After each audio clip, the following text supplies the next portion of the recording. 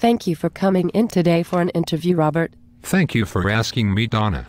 Please call me Bob. You are interviewing for the position of web tester then, Robert. Well, I believe it was for software developer. Please, call me Bob. Okay, Robert. Software tester. May I ask you a few questions? Sure. Is it software tester or software developer? Oh, haha. Sorry. You're right. I'm so busy doing 1,000 things at once I can't keep track of the little details. Okay, there are other positions I've held that are on my resume. Why did you leave your last employer, Robert? I was laid off. I trained my replacement, the company outsourced my job and closed down the office. I see. And what about the one before that? The CEO and 6 others were sentenced for a trade secret theft. My job disappeared when the court ordered the company to stop using and selling the product. Okay, what salary did you have at your last job, Robert? Bob. What salary did I have? You're asking me what was my salary. That's personal. Okay, what salary do you expect for this job? I expect something in the range of $80,000 to $100,000 per year. 80 to 100. Okay, just checking. We need to make sure you aren't expecting something unrealistic. Unrealistic? Yes.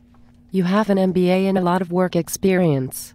That means you want to be overpaid and tell everyone what to do. Not really. Do you know what the program is like? I don't care.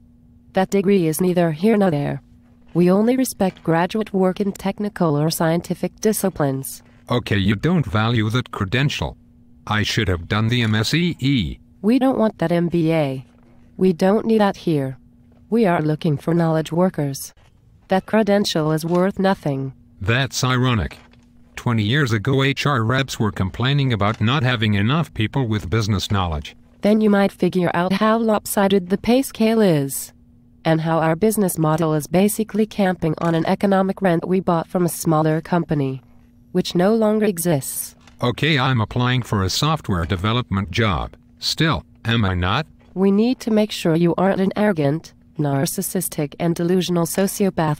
Do you get many of those here? No. None here at all. Nope. Not any. We don't have any here. May I ask you a few questions? We need people who can hit the ground running. I guess that answers my question about training. Training? No. We prefer to pressure local politicians to change the academic curricula in public schools to suit our needs, which changes every 2 years or so.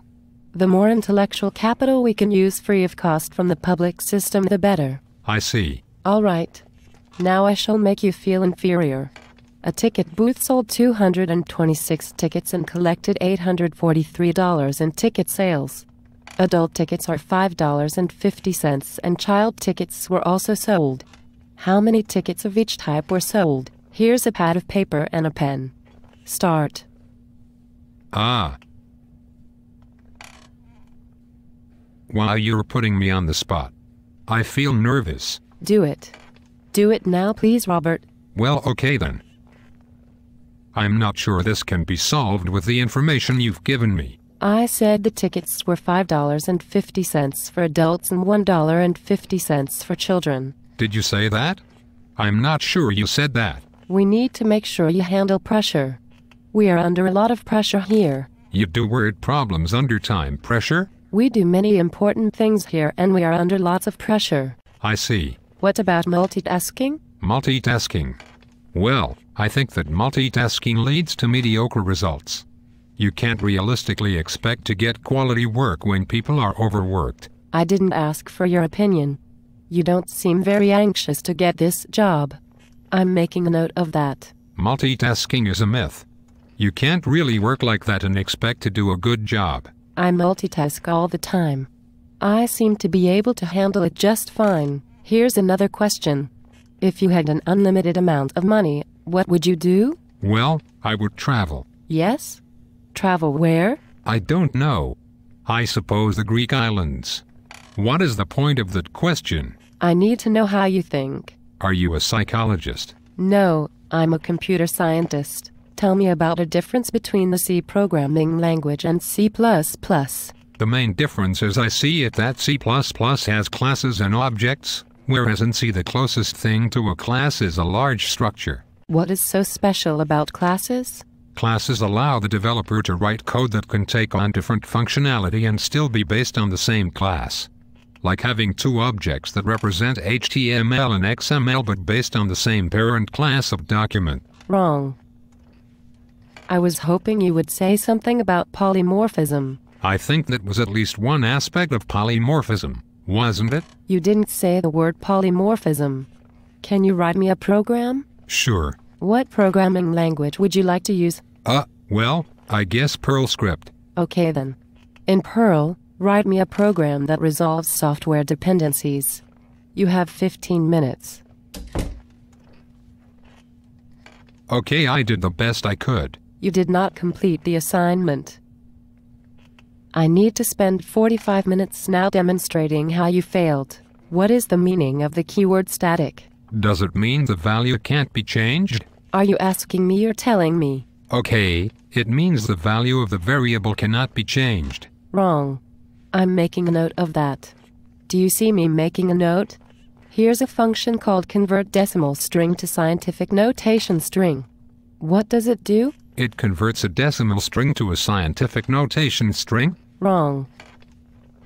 Do you ride a bike? Well, yes, I have a bike. I take it out from time to time. We have people here who ride 400 miles a week. Wow.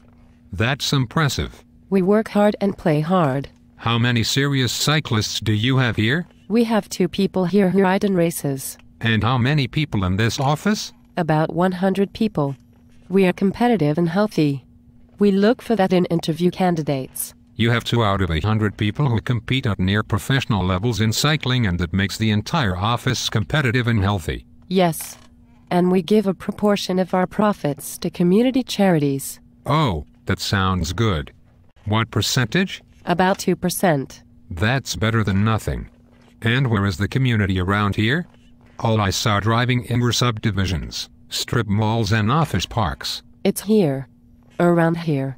Did you notice our refrigerator? Yes, I saw the fridge.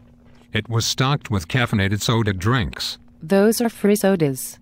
We do that for our employees. We value them. That's why we buy them sodas.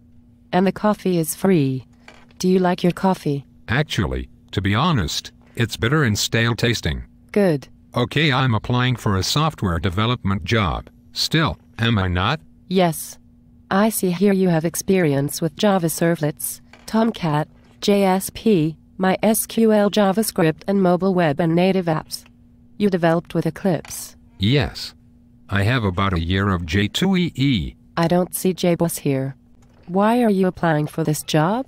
We are looking for someone who has JBoss. Well, I thought maybe you could be flexible in that regard. You don't think I could learn that? We don't have time for that. We need people to hit the ground running. Really? You plug your knowledge workers into the organization and expect them to immediately start to contribute, like standardized parts designed to fit a big machine. Exactly. Programmers and engineers are just like the factory workers of the last century. We need standardized workers. We can control costs by reducing them to commodity objects. The more programmers and engineers from second and third tier schools in the labor supply, the better. This is a nightmare. And we're cutting back on our relocation package. We save that for younger people with children. That way when they move here their cost of going back is so high they stay even after they realize it's no better than where they moved from. Don't you know what an efficiency wage is? Sure. That's the lowest possible wage we can pay a worker, which makes the company more efficient. Maybe I'm better off not working here. Don't slam the door on your way out.